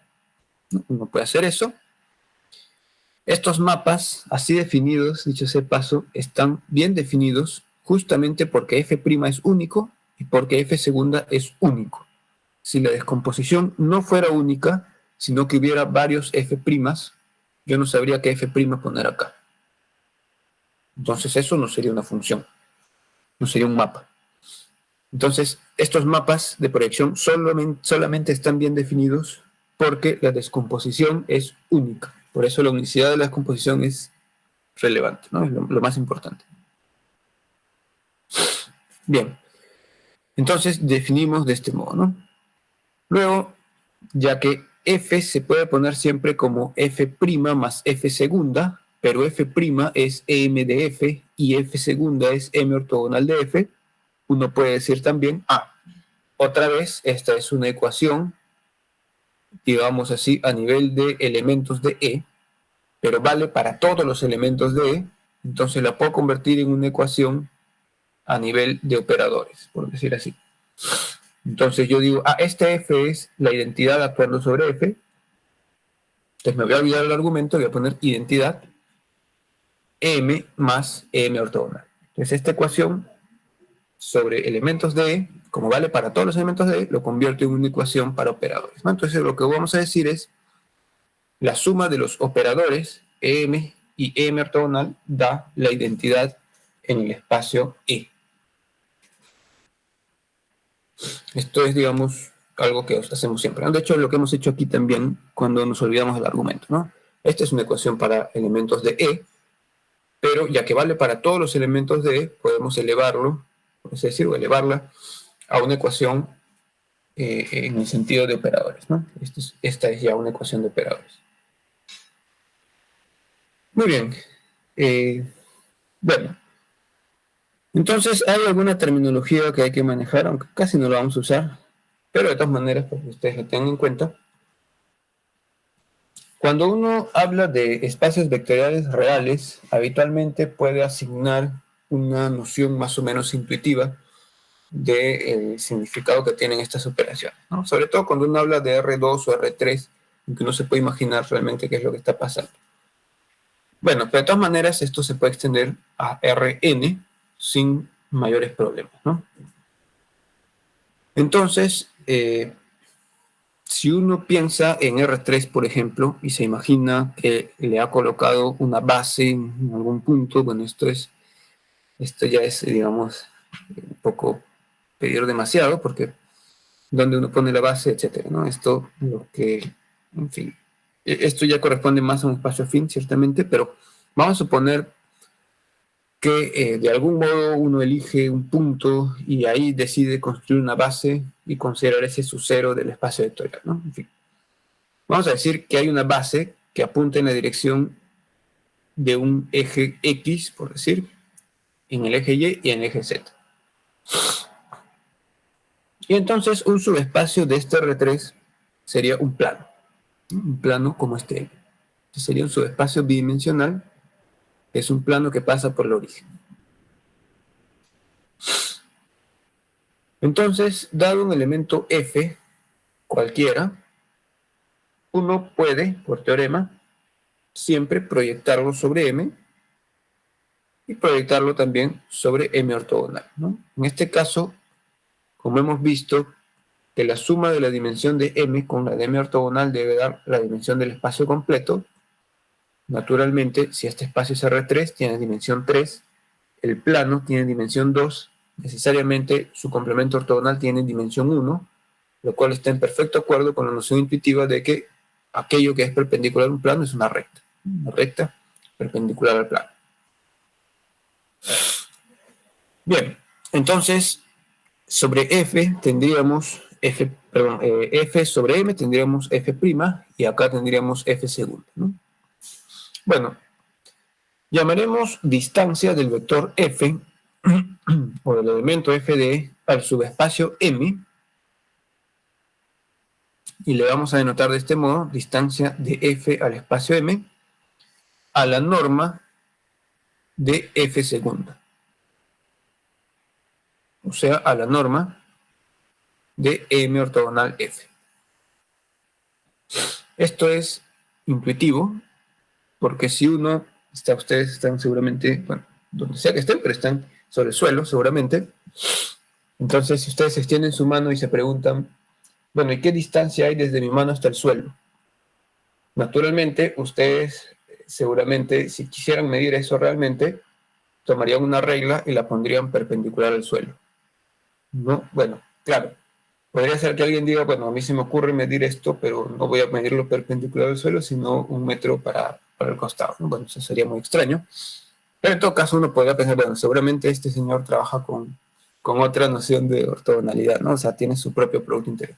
Pero generalmente, digamos, uno simplemente mediría la distancia desde su mano hasta el suelo de manera perpendicular.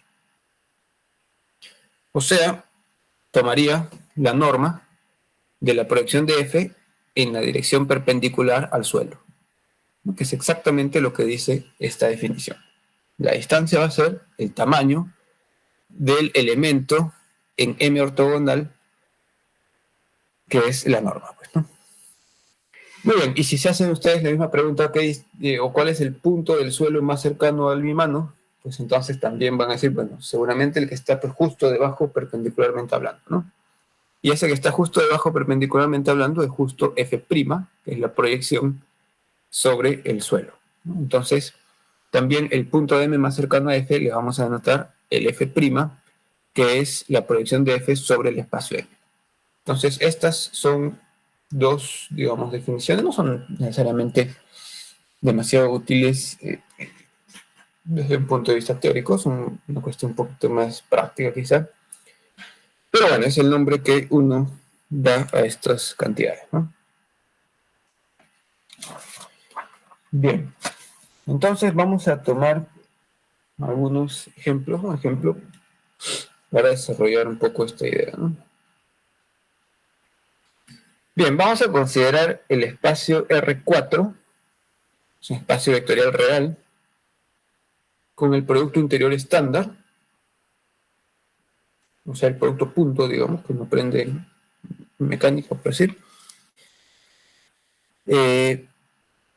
Vamos a considerar que su espacio M es el span de S, en que S es el conjunto de elementos F1 y F2, que son estas dos columnas, 1, 0, 0, 1 y 0, menos 1, 0, 2. Entonces, vamos a preguntarnos más adelante por las distancias de un elemento a estos espacios, ¿no? De los puntos más cercanos y tal. Entonces, como necesitamos para ello encontrar justamente a ambos proyectores, M y M ortogonal, y estos proyectores, ¿cómo los encontramos? Pues justamente definiendo primero una base ortonormal. Entonces, para dar punto más cercano o distancia, necesitamos en primerísimo lugar definir una base ortonormal del subespacio al cual vamos a referirnos. Muy bien. Entonces, hay que encontrar una base ortonormal. F1 y F2 son LI, evidentemente ninguno es múltiplo del otro, y entonces ambos, ya que su span es M y son LI, entonces S es de hecho una base de M. Y M tiene por lo tanto dimensión 2, y como el espacio completo, que es R4, tiene dimensión 4, la dimensión de M ortogonal también va a ser 4 menos 2 igual a 2.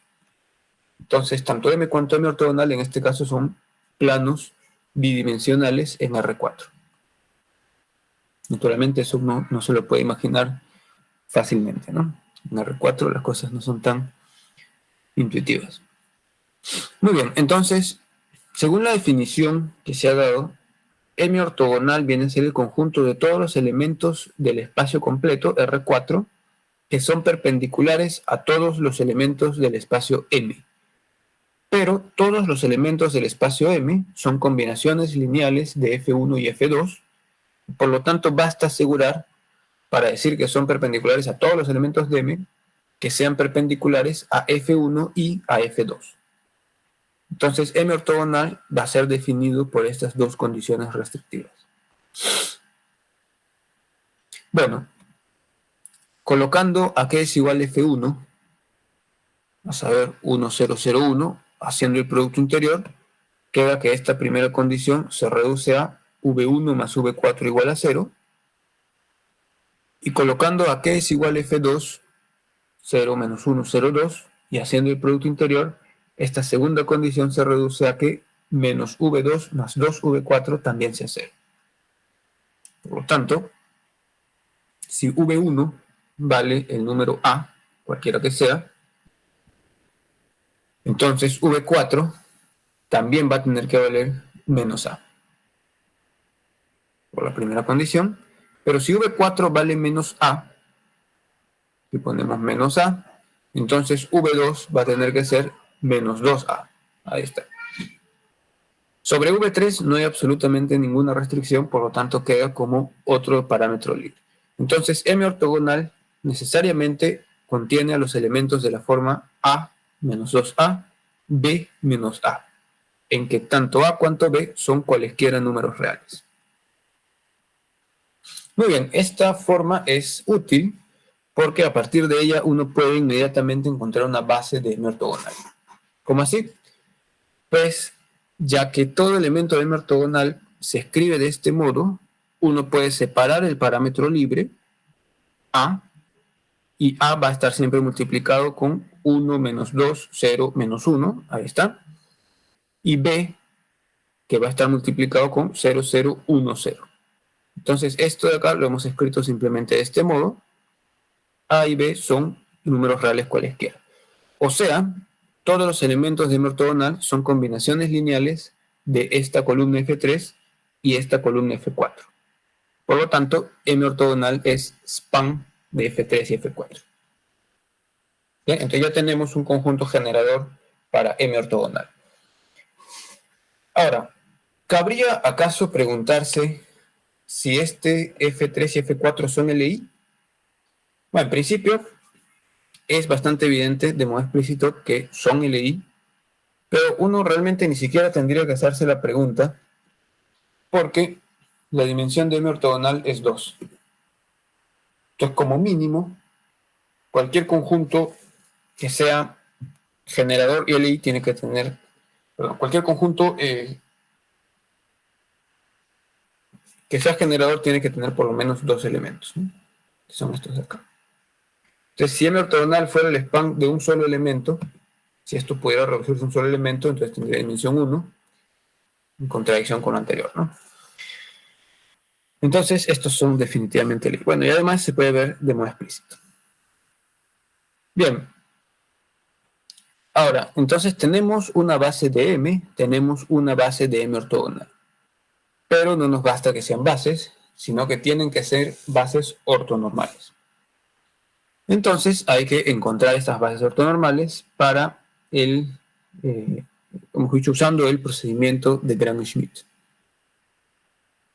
Muy bien, en el caso de M, que tiene a F1 y F2 como elementos de la base, vamos a tomar F1 como primer elemento, lo vamos a normalizar, nos sale esto, E2, obtenemos, quitándole a F2 las proyecciones sobre E1 y luego normalizando, y nos resulta esto.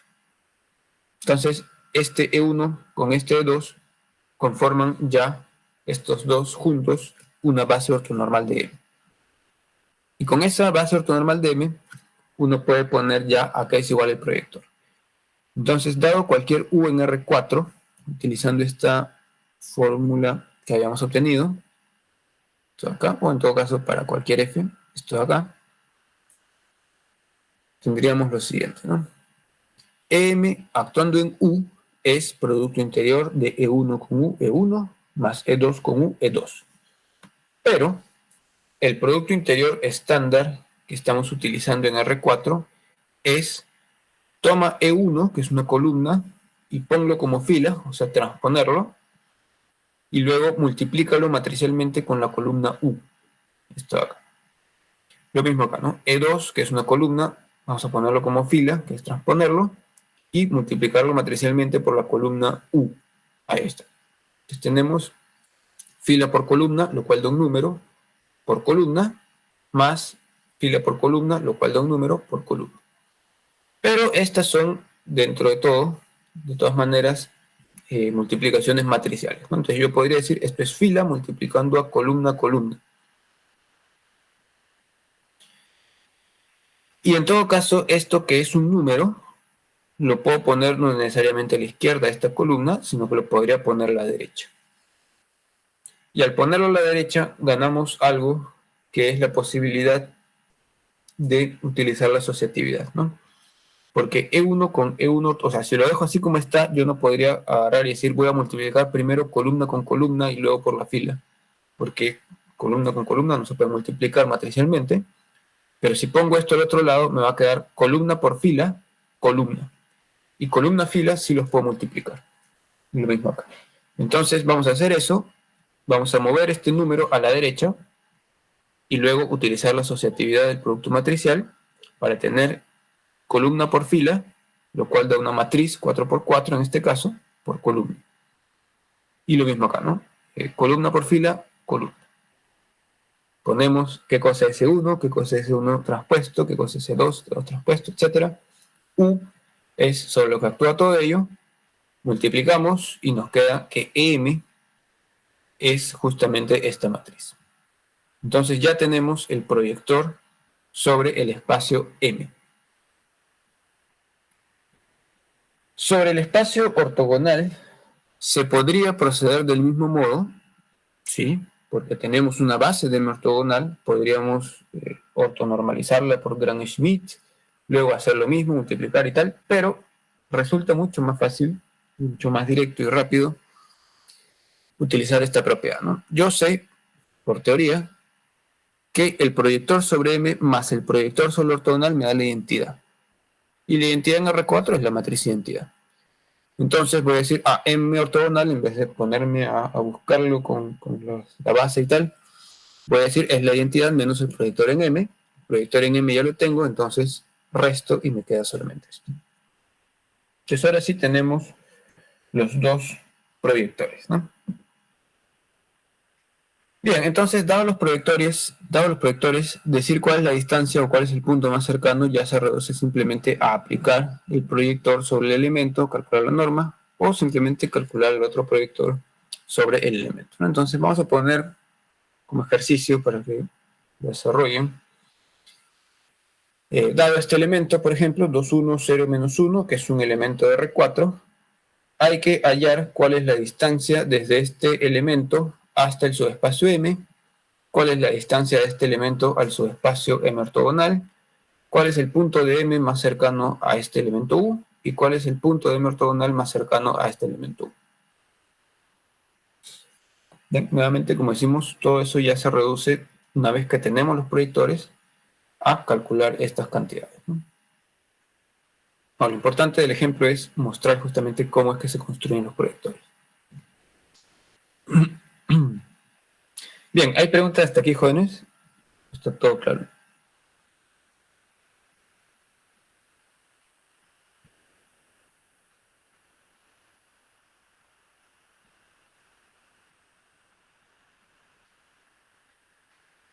Muy bien, entonces vamos a continuar.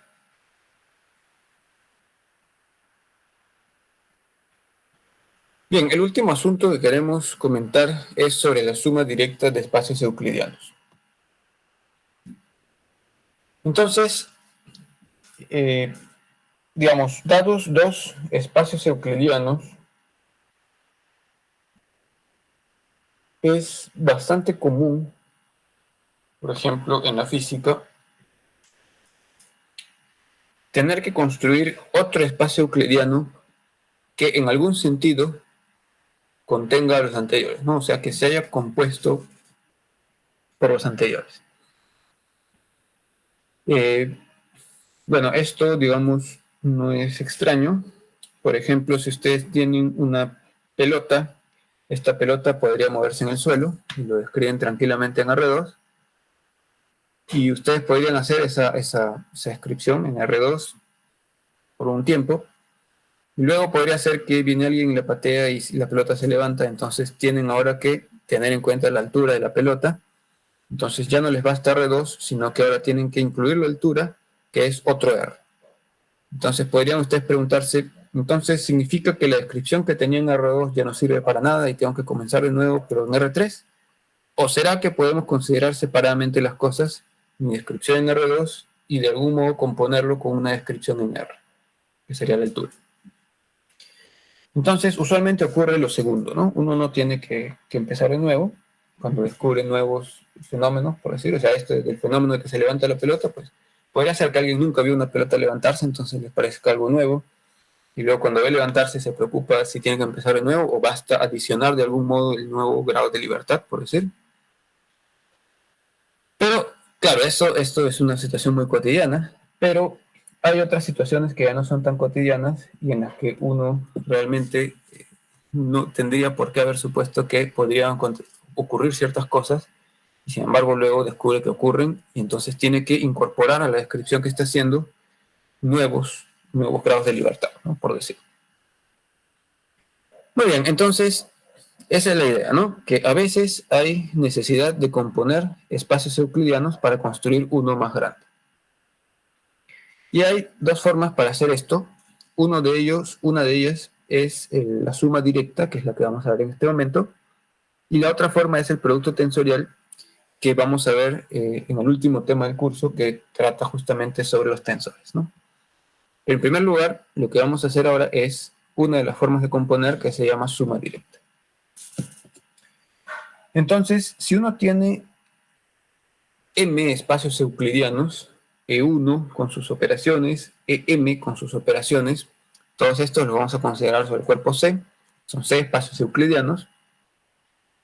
Entonces, naturalmente, uno puede construir el conjunto E1 con EM a través del producto cartesiano.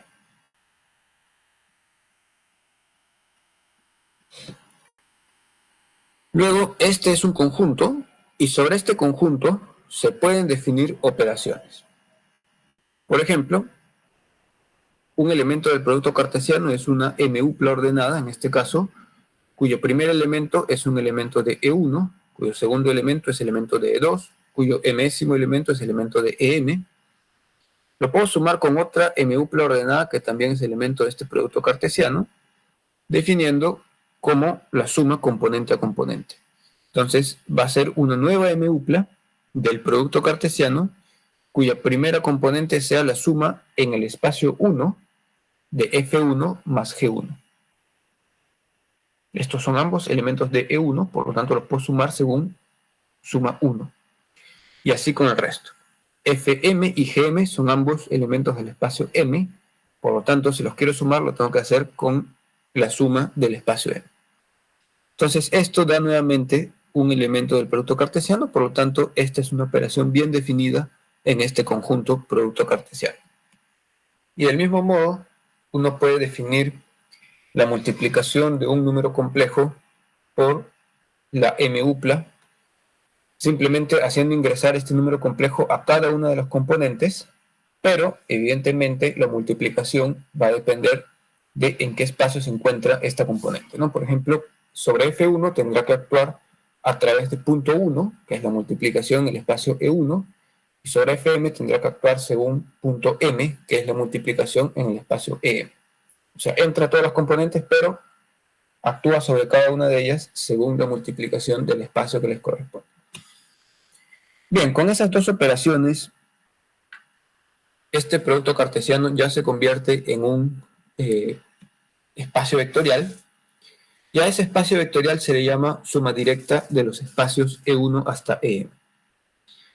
Pero, si estos espacios E1 hasta EM son no solamente vectoriales, sino euclidianos, uno puede también dotar al espacio suma directa de un producto interior y convertirlo en un espacio euclidiano también. Y eso se puede hacer introduciendo este producto interior. Entonces, el producto interior de la M-upla F1 hasta Fm con la M-upla G1 hasta Gm va a ser la suma de los productos interiores en los espacios correspondientes de las componentes correspondientes. Por ejemplo, producto interior en el espacio 1 de F1 con G1 más producto interior en el espacio 2 de F2 con G2 más bla bla bla más producto interior en el espacio M de FM con G. Sumo todos esos resultados y a esa suma le llamo el producto interior de la MUPLA de los Fs con la MUPLA de los Gs. Y con este producto interior, demostrando uno que efectivamente se trata de un producto interior, este espacio vectorial suma directa pasa a ser el espacio euclidiano suma directa. Bien, y se le denota también con esta cruz encerrada en un círculo. Bueno, entonces vamos a dejar como ejercicio mostrar que efectivamente esta suma directa es un espacio euclidiano, ¿no? Que es un espacio vectorial en primer lugar, o sea, es rápido, y luego que esto efectivamente es un producto interior, ¿no? Esto también se puede mostrar más o menos rápido porque todas las propiedades que tenga este producto interior en la suma directa se heredan, por así decirlo, del hecho de que todos estos son productos interiores, ¿no? Entonces la linealidad, por ejemplo, en la derecha, en el segundo argumento, pues es rápida porque cada uno de estos productos en el espacio K son lineales por la derecha, ¿no? Y también antilineales por la izquierda, etc. Es una cuestión de que escriban, digamos, las propiedades de los productos en cada espacio y vean que eso naturalmente, digamos, implica que este otro producto grande también cumple las mismas propiedades.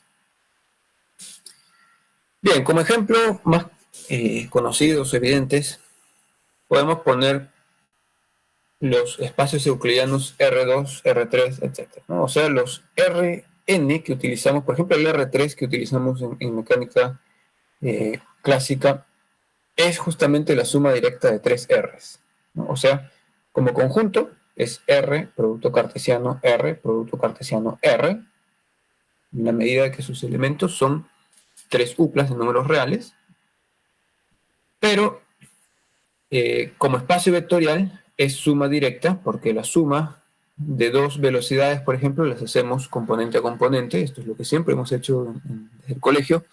Suma dos velocidades, ¿cómo es? Ah, bueno, componente X más componente X, componente Y más componente Y, componente Z más componente Z, que es exactamente la definición de suma en el espacio suma directa.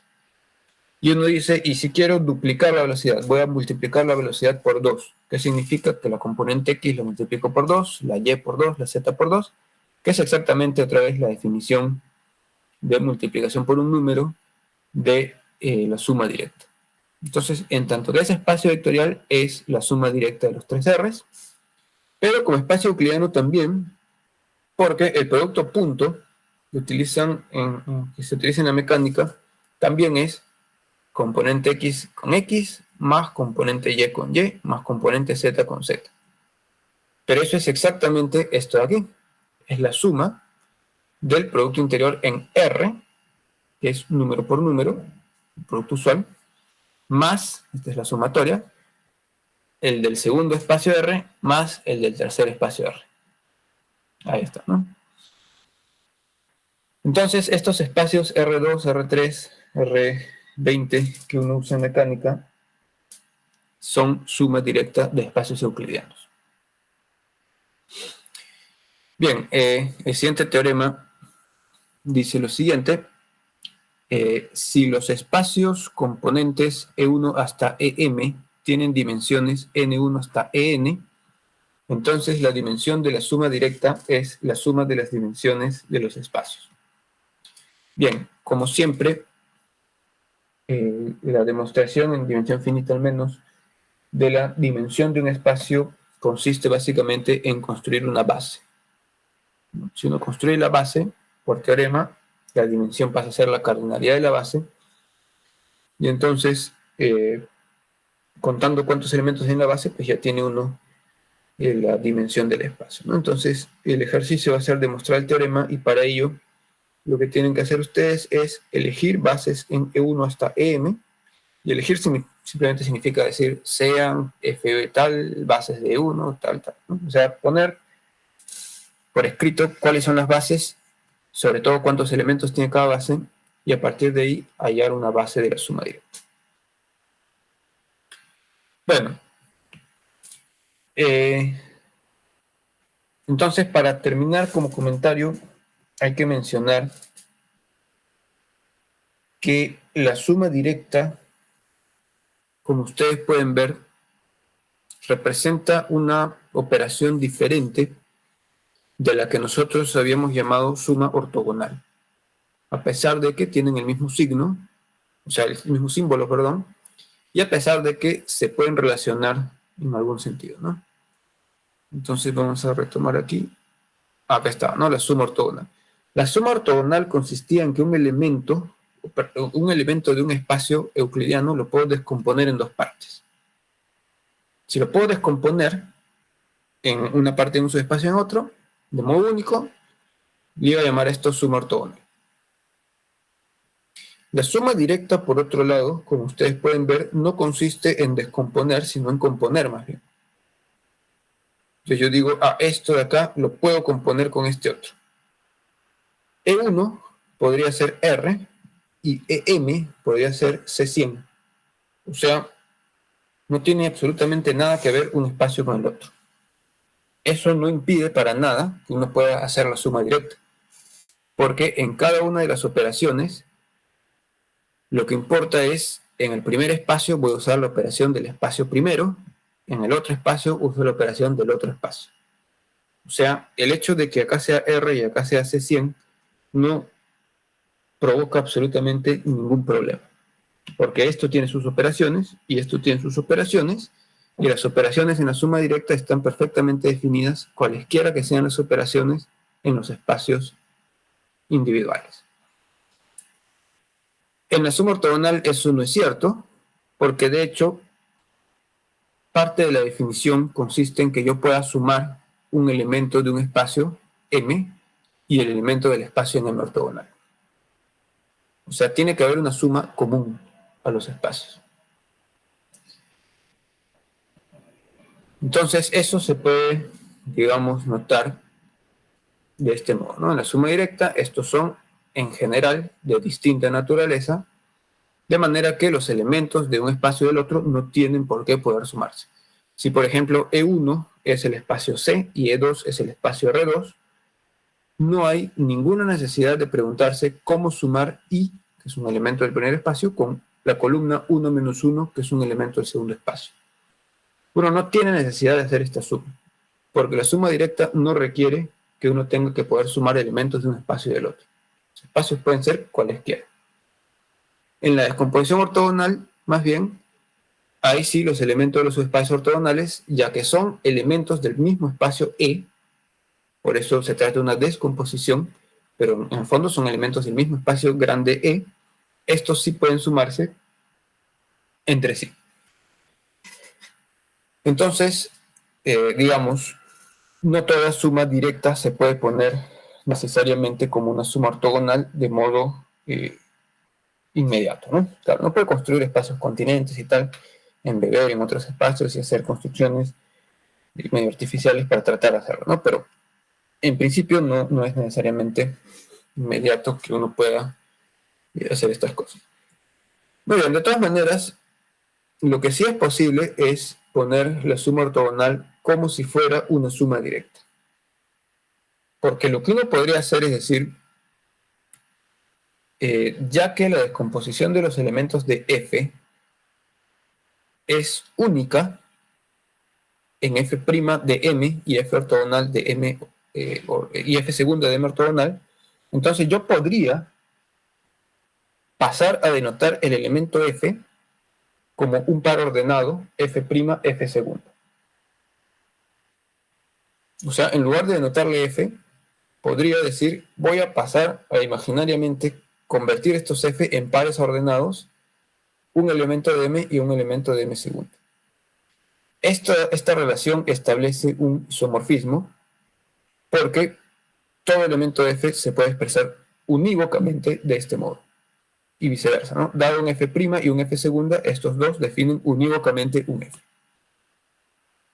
Entonces, esto permite establecer un isomorfismo entre la suma ortogonal de M y M ortogonal, que es descomposición, y la suma directa de M y M ortogonal, que es composición. pero no son iguales, porque en un caso yo tengo elementos, simplemente, elementos de E, y en el otro caso yo tengo pares ordenados. Pares ordenados. Bien. Muy bien, entonces suma ortogonal no es lo mismo que suma directa, pero se puede convertir en algo isomorfo a ella, pero ya la suma directa no se puede convertir en algo como una suma ortogonal, porque los elementos de la suma directa de un espacio y de otro no tienen en general por qué poderse sumar ni hacer ninguna otra operación con ellos. Los espacios en la suma directa son cualesquiera que sean. Bien, jóvenes, entonces con esto terminamos la clase del día de hoy. No sé si tienen preguntas sobre lo que hemos estado discutiendo.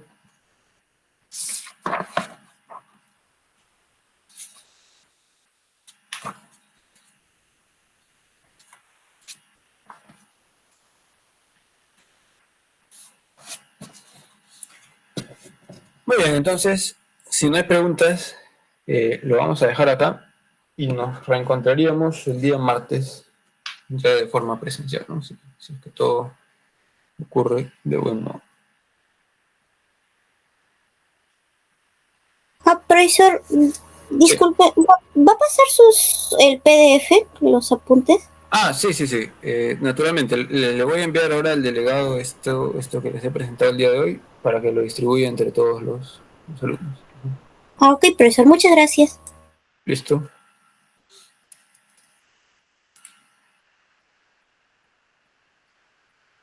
Muy bien, jóvenes. Entonces, hasta el día martes. Cuídense.